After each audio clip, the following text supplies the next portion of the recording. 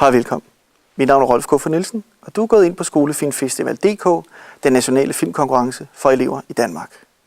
Festivalen er et samarbejde mellem Film Fyn, Odense Filmværksted og alle landets kommuner.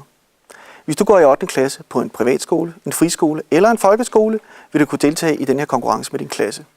Det kræver dog, at du som sagt går i 8. klasse, at du har deltaget i en af de kommunale konkurrencer i foråret. Vinderne af de kommunale konkurrencer får senere hen lov til i august i forbindelse med Svendborg Filmdage at deltage i en weekendevent med workshops, foredrag og selvfølgelig en prisuddeling, hvor vinderne af bedste film faktisk vinder en filmproduktion, hvor de får hjælp af professionelle og får 10.000 kroner i et filmbudget. Her på sitet der vil du kunne læse mere omkring festivalens rammer og regler sammen med dine lærere. Og husk, film skal ses i biografen, men skolefilm skal ses på Skolefilmfestival.dk.